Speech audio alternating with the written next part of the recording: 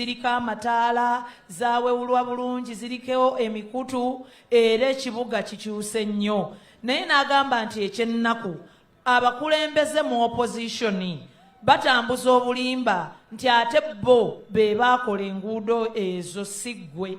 Your Excellency, you also gave money for the stadium in Masaka, and the money is with the district in Masaka, and that money is from you. They are still saying the money is theirs. Mama agamba nti tebakomye okwo abalimba bali abeetuuma byokoze n'ekisaawe ekya recreation center recreation square abamu kye bayita liiku wano ffe tukimanyi nga liiku ekisaawe ekyo maama agamba nti wadde nga ggwe wawaayo ssente kikolebwe mu mbeera ey'omulembe ddala era ab'opposition batambula beetuuma ti bo be bali mu kukola ekisaawe ekyo. As I conclude, Your Excellency, I want to thank you for promoting politics of ideology, not identity.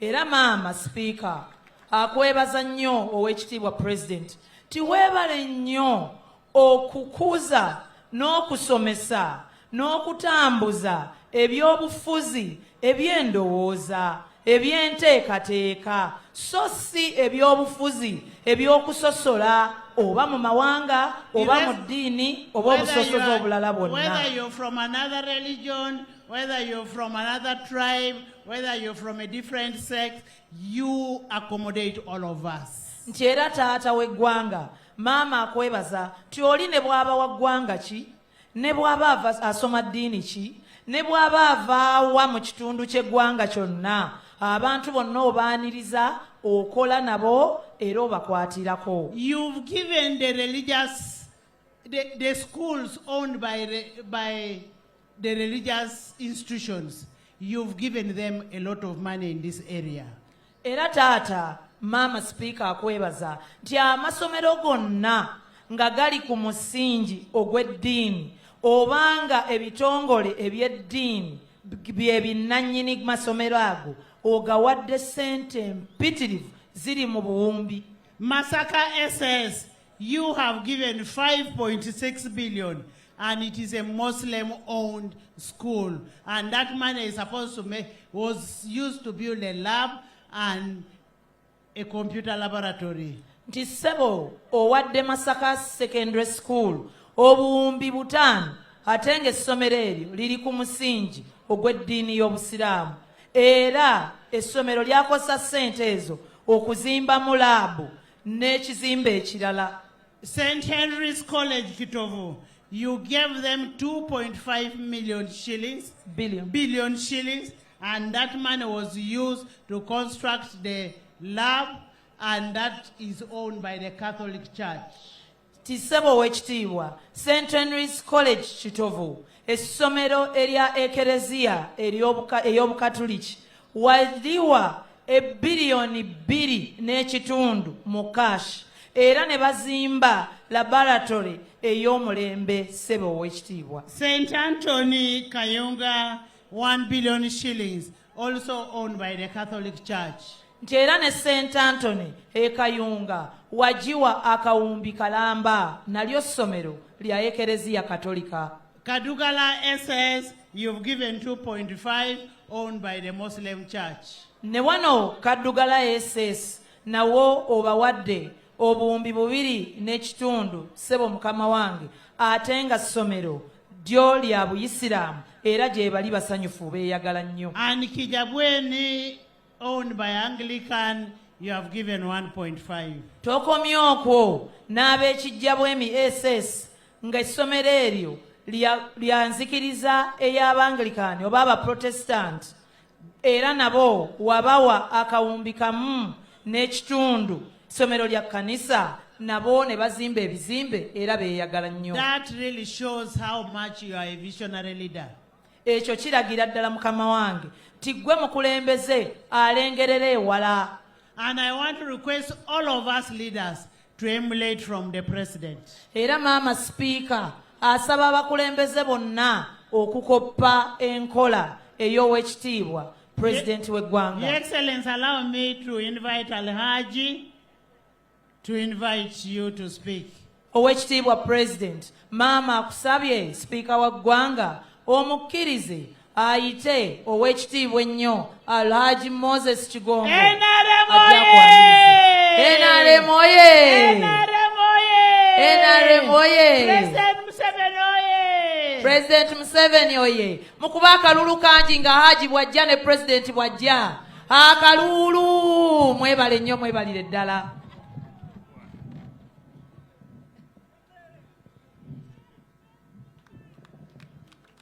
Sebo Oweekitiibwa President wa Uganda ate era nga chairman wa movement badde basaka baddange mbeebaza bannabasaka mwebale okujja mu bungi bwe muti okwaniriza chairman waffe owa movement ate nga ye flag bearer waffe ku presidential. Mbeebaza nnyo mwebale nnyo mwebale ddala Sebo Oweekitiibwa President nga sirina kuyita ndeka njogereyo obugambo bubiri. Akagambo akasooka neebaza nnyo bannamasaka City olw'obuwagizi bwe mutuwadde okuviira ddala emabega okutuuka ku ssaawa ya leero. Byonna ebyaliwo emabega mubijjukira bulungi bannamasaka. Ekintu ekirala tuzze kusaba kalulu. Akalulu tukeetaaga nnyo nnyo nnyo. Era tubasaba buli omu abeere ng'akuŋŋaanyaayo abantu abasukka mu 10 banaatambula nabo ogenda okukuba akalulu. Babeere nga bawa akalulu chairman waffe abeere ng'addamu okutukulembera. Nga mukola ekyo mbasaba tubeere n'empisa ennungi ennyo. Bannabuddu mbamanyi bulungi. Era eno mu Buddu empisa gye zaavanga. Ab'e-Buddu nga beeyisa bulungi nnyo. Omuntu wagamba nti va basaka va Buddu omanya ati wampisa tobuuza ati wampisa zifaanana zitya. Obeera okimanyi wampisa nnungi kubanga munnabuddu ava Buddu. Era wano baakozesanga ekigambo ssebo fferi ababuuka Lwera nga tukozesa taata naye bo bakozesa ssebo okuteekamu abantu ekitiibwa ekya waggulu. N'olwekyo mbakubira omulanga okulonda kujja kuggwanga 15 naye muliraanaawo tajja kuvaawo. Sengaawo tajja kuvaawo. Tusigaze omukwano, tusigaze oluganda, twagalane. Era movement ebagamba ffenna twagalane ate tukolere wamu. N'ensonga eyo mbasaba tubeere n'empisa ennungi ate tubimanye engeri gye tugenda okukubamu akalulu. Sebo Oweekitiibwa President, saagala kuyingirira biseera byo kubanga mmanyi abantu bakulindiridde dda era bakwesunga. Nsaba nkozesa akakisa kano nkuyite ojja oyogere gye bali. Oweekitiibwa President.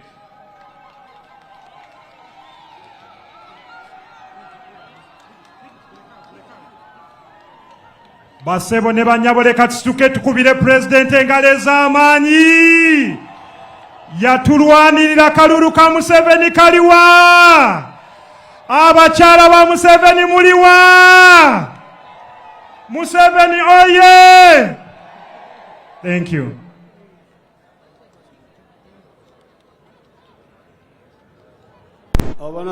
Abanamasaka mbaramusa mwena.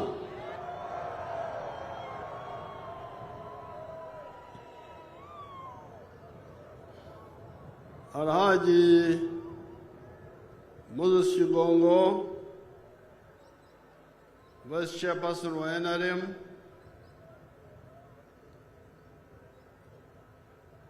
Right Honorable Anita Among, Vice Chairperson wa Mchara, Haji Haruna Kasoro, Vice Chairperson of Buganda, His Excellency Edward Sekandi, former Vice President, abakulembeze abalala bonna namwe mwena abana Masaka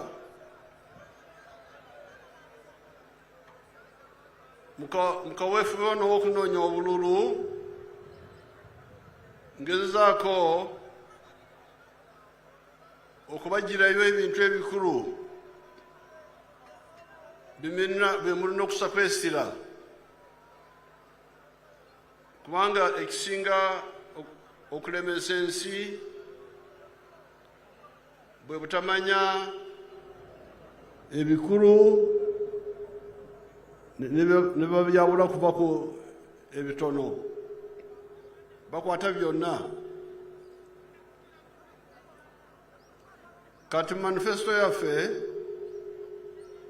ey'ekisanja 2026 2031 tubalaze amatofaali 7 NRM getadde ku nyumba ya Uganda mu myaka 40 egiyise. Amatafaali ago erisooka ly'ettafaali ly'eddembe. Eddembe eriri mu Uganda kati tewali mulala yalireeta kujjako NRM. Wano we tuli tuyitawo Liberation Square. Ani yanunula Uganda? Ani yali wano anunula Uganda wano? Kubanga wano wetwateekanga ebyokulwanyisa byetwakwata mu barracks byetwajja eri. Kati ettafaali eryo NRM lyetadde ku nyumba ya Uganda.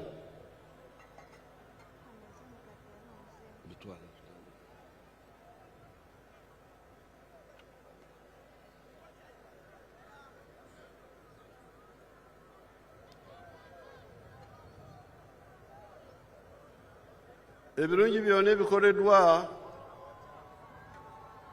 bikoleddwa ku lw'eddembe eririwo. Ate nga bwe bagambye eddembe eryo teryajja buzi.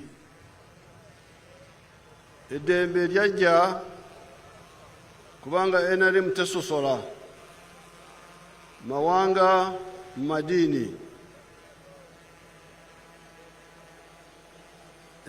Enkola eyo yetusobozesa okuzimba ekibiina ekigasa Uganda kya NRM, okukola amagye ag'amaanyi n'ebitongole ebirala ebisobodde okukuuma eddembe mu Uganda.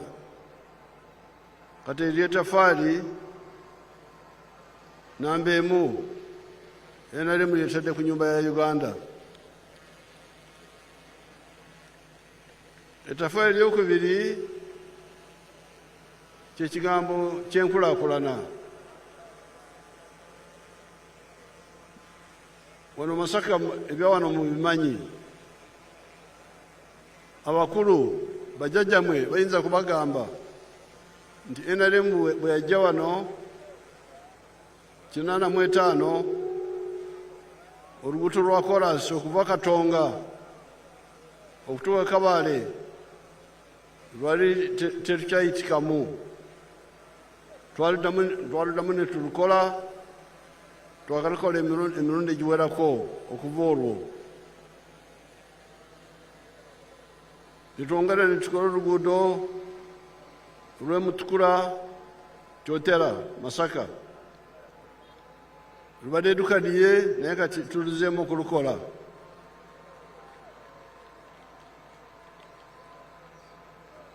Eno munda ne tukola oluguudo okuva Mpigi, Kanoni, Sembabule, Villa Maria, Nyendo. Ekitundu ekyenyendo Villa Maria kibadde kikadiye naye kati tugenda kukiddamu okukikola. Boogedde ku luguudo olw'Ebukakata enguudo za wano mu tawuni muziraba eza wano. Ebyo byonna biri mu kiti ky'enkulaakulana. Enkulaakulana n'enjuyi bbiri, waliwo emisingi y'ebyenfuna ne wabawo emisingi y'ebyembeera y'abantu. Omuzungu bakiyita economic infrastructure ne social infrastructure.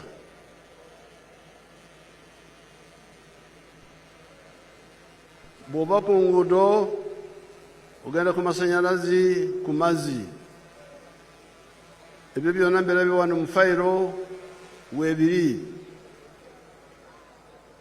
Enteekateeka yaffe ku by'amasanyalazi twakakasa nti amasanyalazi gatuuka ku mbuga enkulu y'essaza ya district, mu district za Uganda zonna. Bwe tuva awo tugenda ku magombolola okulaba nti amasanyalaze gatuuse ku mbuga enkulu y'eggombolola. Kandebe wano ekiri mu Masaka.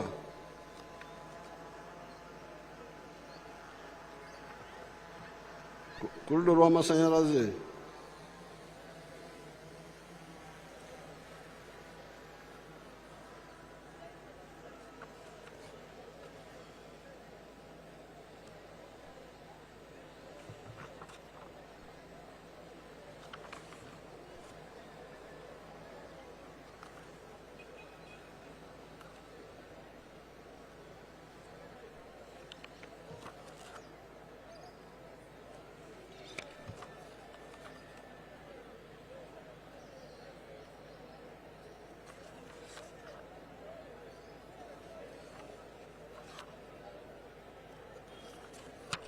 amasanyalaze ndaba wano nti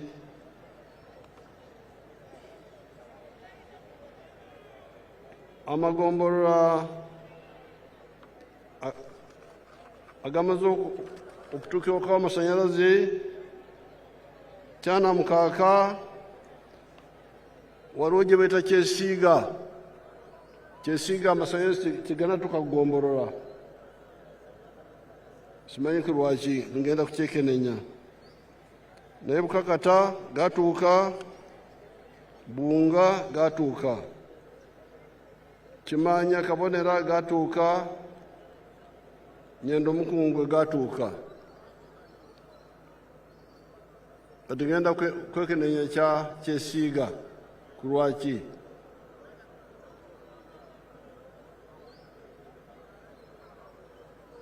Bwe tudda lw'amazzi byonna biri wano mu fayiro, sirina budde bwa kubiyitamu byonna. Naye ndaba amazzi waliwo omulimu ogukoleddwa.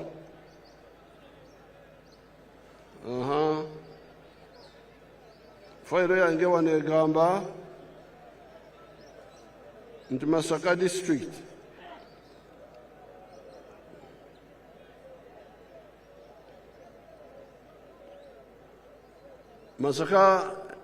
y'e Masaka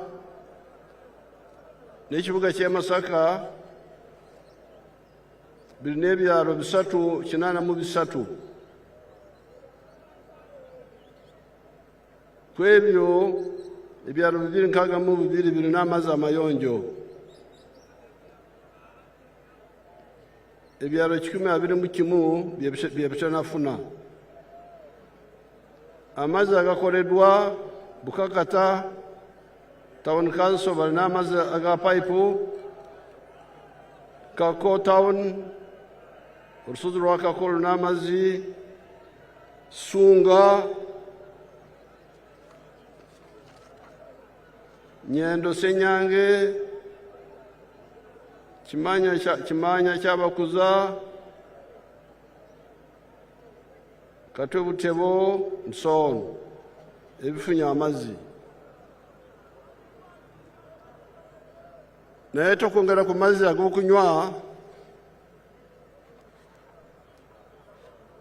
mu bitundu bingi bya Uganda, esira tubiteeka ku mazzi ag'okufukirira ebirime. Njagala kubeebaza wano mu Masaka mulime nnyo emmwanyi. Bwe mbeera mu bbanga ndengera ndaba amaka mangi galina emmwanyi. Njagala tutegere obukulu bw'okufukirira amazzi.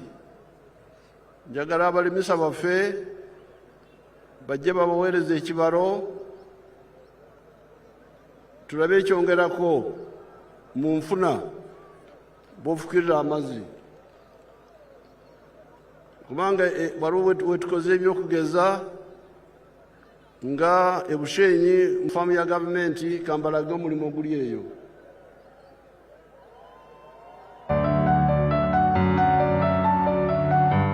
This is where our model plantation is. Plantation which you've had, we've already gone beyond 50 tons of yield per hectare per year. Matoke is very important part is water, but especially in the dry season. So here we are using irrigation, drip irrigation, as you can really see, using water, especially in the dry season. Drip irrigation, the advantage with it is that it sends water where it is required. PBD does not depend on national water. We make our own water, which we pump every day. 90% of the water is used for irrigation, and the other 10% is processed for use in pilot plant and estate residential areas. This farm, as per NEMA allows us to use a third of the water flow. But in the dry season, we even just use 12% of the water flow. So there is still agenda kulwawo naye mu faamu ya gavumenti eyo ekulemberwa munnassaayansi waffe Dr. tufukirira ebitooke. Ffe aba faamu yaffe batema ebitooke tons. Abanyankole tetugamba nti okungula ebitooke, okungula kwa bulo, kwa kasooli, okujesha. Bangamba nti mu Luganda okukungula kwe kujesha, sobola kugamba nti okujesha ebitooke. Abanyankole bagenda kunsekerera.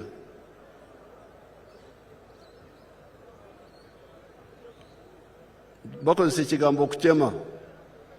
Kati mu faamu eyo ya gavumenti tutema tani za 5.3 buli hekitaya buli mwaka. Songa mwe n'abanyankole bamwe ab'Ebushenyi mwe mu nsuku zammwe mukungula mutema tani 5 zokka. N'olwekyo nze n'abannassaayansi bange tubakubisaamu emirundi 10. Ffe tujjamu ebitooke tani za 5.3 mu hekitaya, mwe mujjamu tani 5 zokka. N'olwekyo ku by'amazzi n'emmwanyi n'ebirala byonna njagala bannassaayansi bageze ekigambo ky'okufukirira balabe ekyongerwako. Ebyo byonna biri ku ludda lw'emisingi y'ebyenfuna. Bwe tudda ku ludda lw'emisingi y'embeera y'abantu, amasomero ngalaba, amalwaliro ngalaba gali wano mu fayiro yange. Sirina budde bwa kubiyitamu byonna. Naye mwandibadde mwafuna ebisingawo singa mulonda ababaka abamanyi ekyokukola. Naye mbadde mulonda aba opposition abatalina kye bamanyi. Aba opposition abo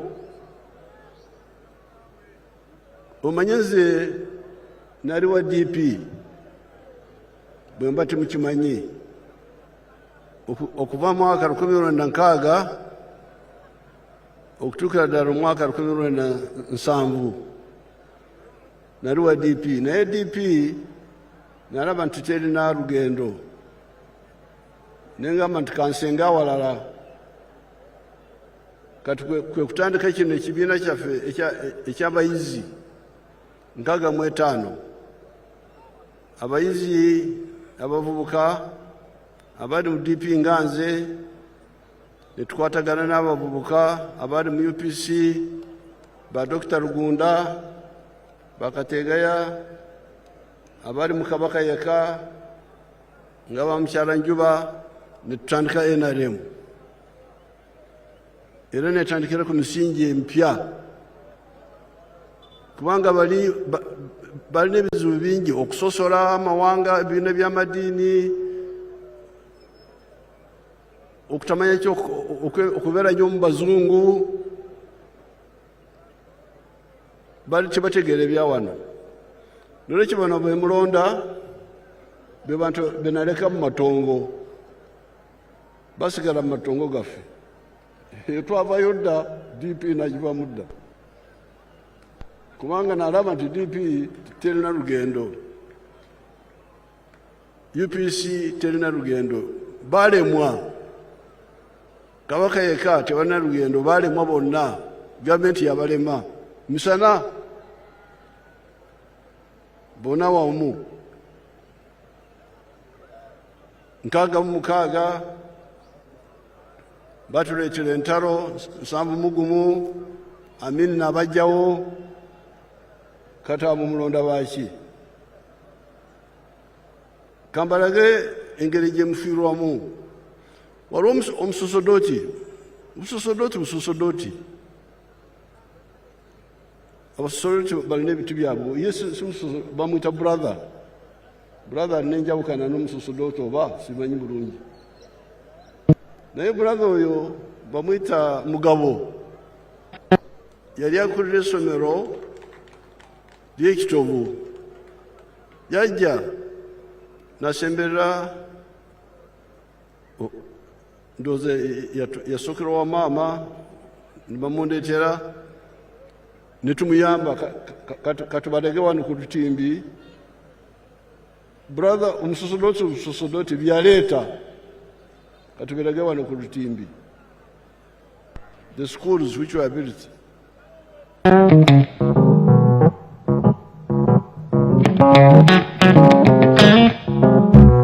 The government gave us 2 buildings, the main hall, which is called ADB, that seats 1,000 students at the same time.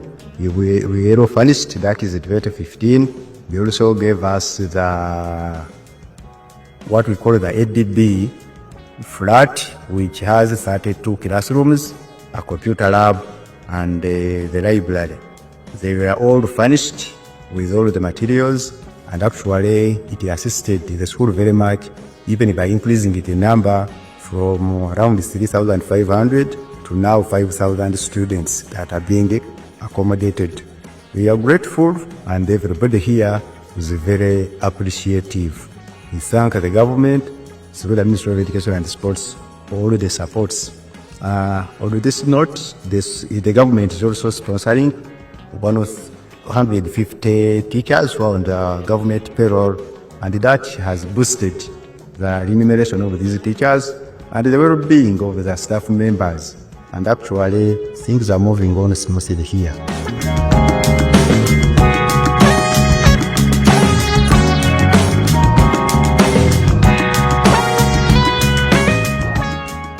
St. Henry's Kitovu, where's the Kitovu?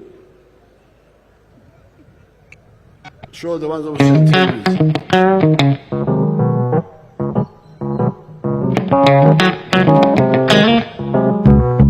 I am Brother Wanambwa Martin, the head teacher, St. Henry's College, Kitovu. I welcome you to this place. In the first place, I would like to thank a number of people, beginning with the government of Uganda, and especially His Excellency the President of the Republic of Uganda, for the assistance he has always rendered to the college. He offered what I can term as the state of the art science lab, It has 3 levels. We have chemistry, biology, and physics. It has a capacity of 354, the whole block. It has boosted the performance in science subjects in our school. And as I speak, at A level, 90% of the students who enroll here offer science combinations. We are really grateful to His Excellency for this offer. It has Now, helped us a lot. ebyo byonna tubikoze wadde tewaliwo omubaka wa paalamenti eyajja n'atusaba.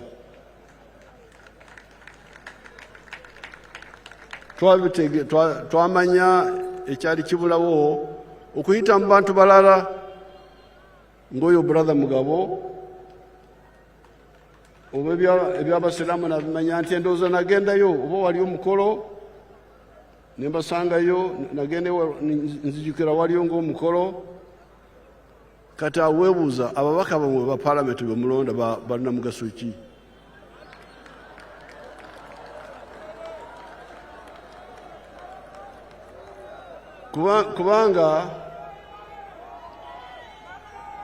kubanga waliwo ebinene byemanyi ne bwe mba size eno manya nti tulina okukola Kampala Masaka Mbarara Road, tulina okugikola ne tugikola.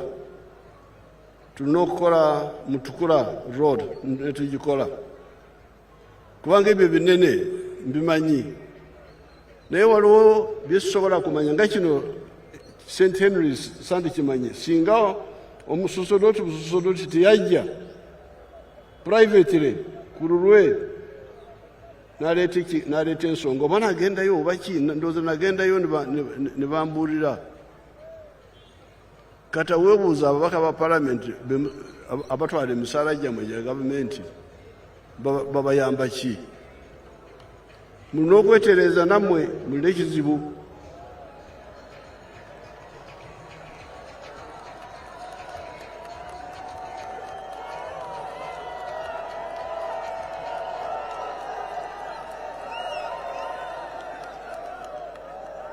Ate njagala kubawa amagezi g'obwereere. Katonda tebamuzanyirako.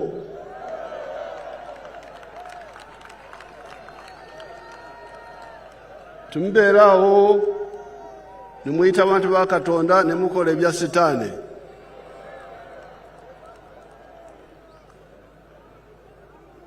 Kubanga Bayibuli Yesu yatusomesa bulungi mu Bayibuli olugero lw'Omusamaliya omulungi. Omusajja yali atambula, abatemu ne bamulumba, ne bamunyagulula, ne bamutukuba, ne balowooza nti afudde, ne bamulekaawo. Kati Bishop Omufalisaayo yajja n'amuyitako. Munadiini naye yamuyitako. Omufalisaayo oba yali wa kika ki mu eddiini? Omufalisaayo yajja n'amuyitako, ndowooza yali nga Bishop nga bano yaabo.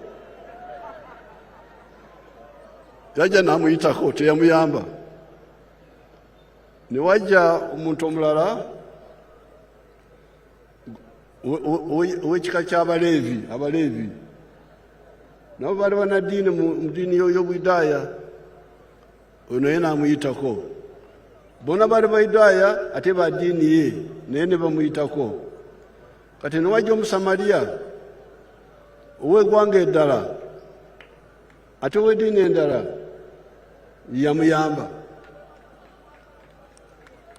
Kati Yesu n'abagamba nti ku bano abasatu ani yalina omugaso eri omusajja ono.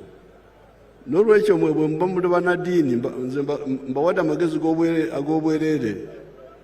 Temulina kunsasula, temuddamu kukozesa erinnya lya Yesu na Katonda